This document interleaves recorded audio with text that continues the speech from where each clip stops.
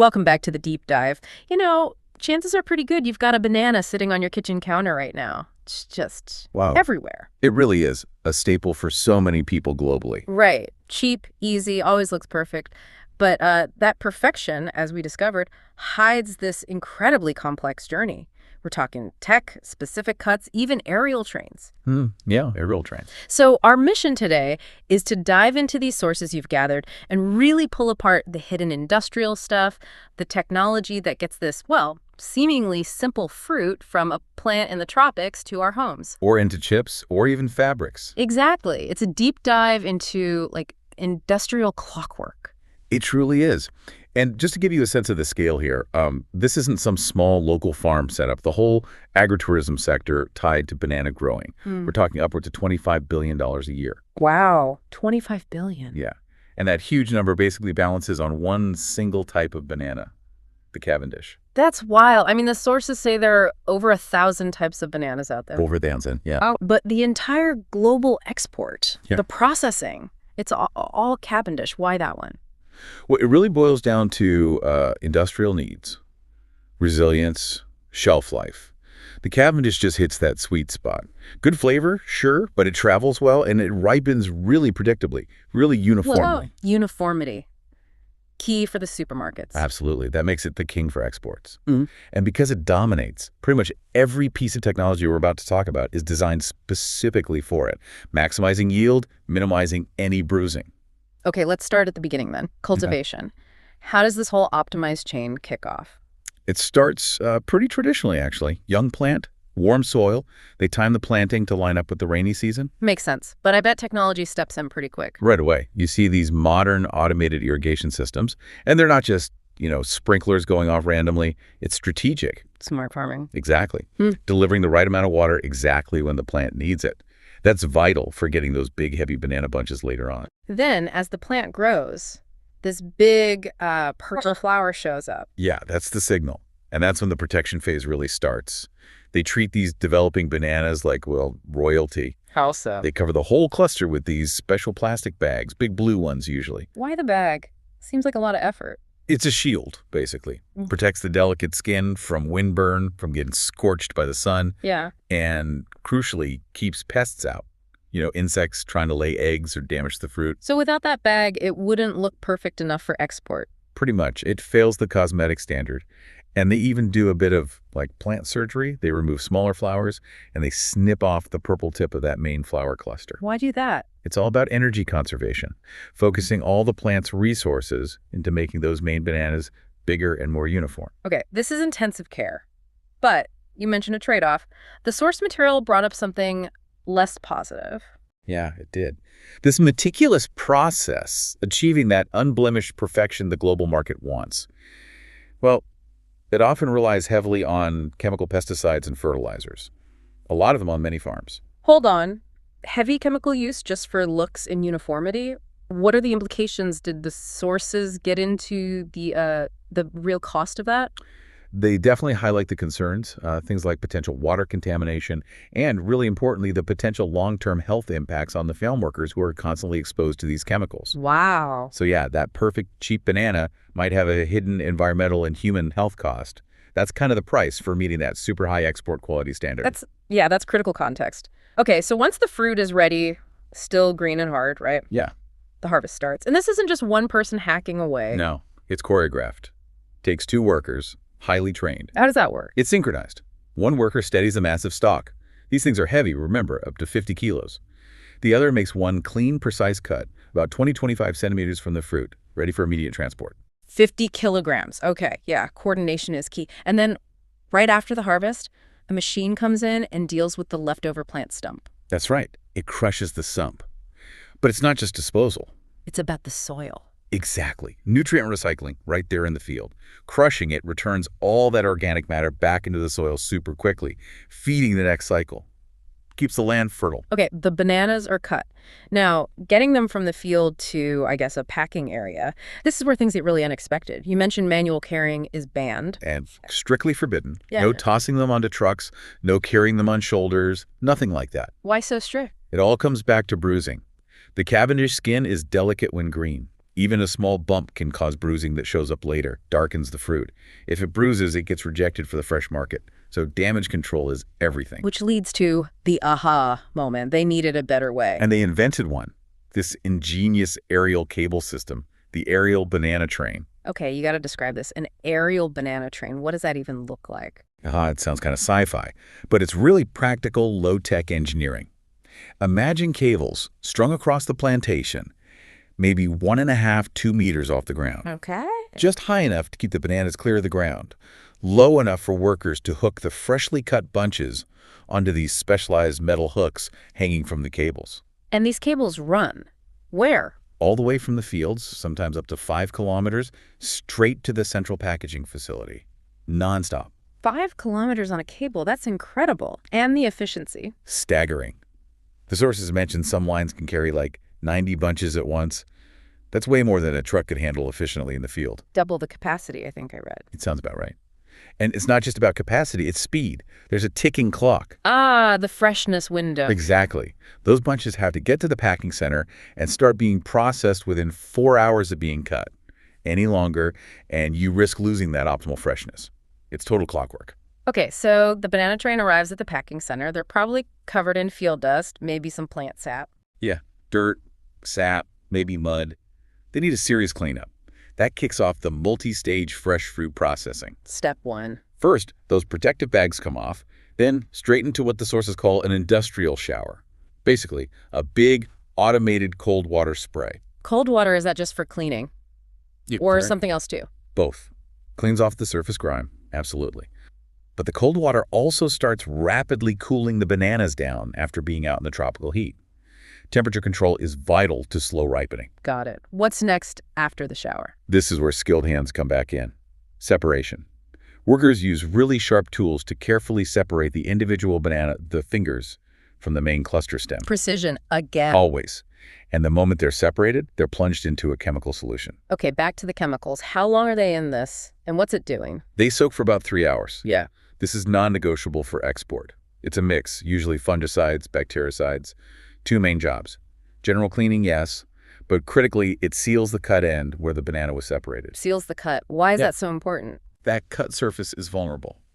It's an entry point for mold, bacteria, spoilage. Sealing it protects the banana for the long journey ahead, weeks potentially, in a refrigerated container ship crossing the ocean. So it's basically guaranteeing shelf life for global trade. Yeah. Makes sense? What happens after the 3-hour soak? They get another quick dip in a preservative bath, just an extra layer of protection. Then they're sorted and grouped into uniform clusters. Uniform how? By weight. Yeah, typically around 800 grams per cluster. That specific weight is all about efficient packing into boxes and what consumers expect to see in the store. Manageable bunch. Right. And then the final touches before shipping. Every cluster gets its little sticker, the brand, the country of origin, like a tiny passport. And I bet another wash. You got it. Yeah. After all those chemical baths, they get a final rinse with high-pressure, pure water. Then one more thing to prevent damage during transit, a thin coating of wax. Wax, like on apples. Similar idea, yeah. Protects the skin. Then they're carefully placed into boxes, often vacuum sealed inside the box liner to keep oxygen out, and immediately whisked away into massive cooling rooms, ready for their sea voyage. Wow. From the field worker steadying the stock to the sealed, waxed, cooled box, it's an incredible industrial ballet, all for a piece of fruit that often costs less than $1. It's truly mind-boggling when you break it down. But as you said, not every banana makes the cut for that perfect fresh fruit market. What happens to the ones that are maybe the wrong size or have a slight blemish? They're not wasted. That's where the pivot to processed products happens, like banana chips, crispy banana chips. Right, let's talk chips. The selection process is still strict, though, just different criteria. Exactly. They're not looking for perfect looks here. They need green bananas, thick skin, solid flesh, but the absolute key is high starch content. High starch? Why is that so critical for chips? Texture. Starch is what makes them crispy. If the banana has started converting starch to sugar, if it's ripening, it won't fry up right, it'll get oily, maybe chewy. You need that starch for the perfect shatter. They also look for a specific weight, around 180 to 220 grams per banana. Okay, so they pick the starchy ones. Processing starts with cleaning again, I assume. Yep, high-power water jets, super fast, up to 1,000 bananas an hour. Then comes peeling. Still manual, mostly. Manual peeling. That sounds like a bottleneck. It is labor-intensive, but skilled workers are incredibly fast. 400 to 600 bananas per hour each. And precision is still vital here. Why? They're just going to be sliced and fried. Because even a tiny nick or scratch on the banana flesh can mess things up. It can cause uneven frying, dark spots, even burning in the hot oil. Okay, so careful peeling, then slicing. The sources were almost obsessive about the thickness. 3 millimeters. Exactly. Is that really the secret? Apparently, yes. It's the science of the perfect chip. Extensive testing figured out that 3 millimeters is the magic number. How so? Any thicker, the inside might stay too soft or chewy. Any thinner, and it just burns instantly before the outside gets properly crisp. So 3 millimeters gives you that ideal balance. Crisp outside, a hint of tenderness inside. Fascinating. Okay, sliced perfectly. Are they fried immediately? Almost. First, a couple prep steps. They go over a low-pressure conveyor belt that shakes off some excess surface starch so they don't clump together in the fryer. Then a quick blast of warm air around 60-65 Celsius. What's the warm air for? Just dries off any surface moisture. Gets them perfectly ready for the hot oil, and the frying itself is fast and furious. How hot and how long? Really hot, 180 degrees Celsius, but only for about 2 to 3 minutes. Very quick dip. And this is automated now, right? The sources mentioned a big productivity jump. Oh yeah, automated frying systems boosted things like 5 times over. Huge increase. But interestingly, they still need people watching closely. Why? If it's automated. Quality control.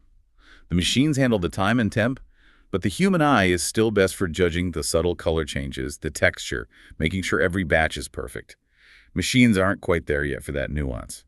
Okay, so fried, drained, then comes the fun part, flavor. You bet. Seasoning time, pepper, sugar, salt. Some places do cheese, even vanilla. It's tumbled in these big, rotating drums to get an even coating on every single chip. Then straight into vacuum-sealed bags. Another industrial transformation, using fruit that might have otherwise been lost. Precisely. But wait, there's more. The banana's utility doesn't stop at fruit or chips. We get into what I think is the coolest part, the waste to wealth angle. Okay, intriguing. Let's start with ripe bananas, though, the ones too ripe even for chips. Still valuable, right? Absolutely. I mean, as a snack, they're fantastic. Packed with energy, vitamin B6, C, fiber, potassium, all the good stuff. And beyond just eating them fresh? Yep. When they get really ripe, almost mushy, they're perfect for baking or other products. Ground down, mixed with flour, sugar, maybe coconut milk or vanilla. They make amazing pancakes, little cakes, things like that. Which are then also packaged and sold. Fried, vacuum-packed, shipped globally. Again, maximizing the value. Nothing wasted. But the most innovative part, you said, involves the plant itself, that massive stem that's left after harvest, the one they usually crush back into the field. Exactly. Sometimes that waste gets intercepted. Especially in places like India, they figured out that hidden inside that bulky, watery stem is a natural treasure. Banana fiber. Or fiber from the banana plant stem, like for making things. Yes. It's incredible. That stem is full of long, surprisingly strong fibers. To get them out, they first chop the stems into sections. Then they peel off the layers, kind of like an onion. Okay. Then how do you get the fiber out of the pulpy layers? With a pretty intense machine. It's got high-speed blades, rollers. Yeah. Its whole job is to shred the soft pulp and squeeze out all the water. What's left behind are the clean, long strands of fiber. That sounds efficient. Very. These machines can process hundreds of meters of stem per hour, leaving these nice intact fibers. Are the fibers usable right away? Not quite. Yeah. First, they have to be divided into thinner threads, then a long drying process, usually sun-dried for 6 to 8 hours. And then? One last step, a quick dip in hot water. That gets rid of any remaining sticky plant sap and softens the fibers just enough to make them pliable for working with. So after all that, cutting, peeling, shredding, drying, washing, you have usable fiber. You have these amazing, durable, natural fibers ready to be woven. Woven into what? All sorts of things, either by hand or by machine. They weave it into textiles for clothing or home goods, make really sturdy bags, even beautiful textured artistic paper. It's literally turning agricultural waste into valuable, sustainable products. From a crushed stump to textiles. That's genuinely amazing. It really completes the picture, doesn't it? Using absolutely every part of the plant. What an incredible journey we've uncovered today. That banana, the simple yellow fruit you grab without a second thought, it's the final stop on this ridiculously complex global supply chain. Yeah, involving precision farming, unique logistics like that aerial train, chemical science, super specific slicing tech for chips, even fiber innovation. It's a whole hidden world of agriculture, industry, and human ingenuity. A remarkably fine-tuned system, all geared towards speed, consistency, and, well, perfection. So considering all that intense, precise industrial effort behind just one banana, fresh or processed, it makes you wonder, doesn't it? Wonder what? Well, it raises a question for you, the listener. What other everyday simple foods just sitting there in your kitchen might be hiding an equally complex, maybe equally surprising global technological journey that we almost never stop to think about? That's definitely something to chew on. Until our next deep dive.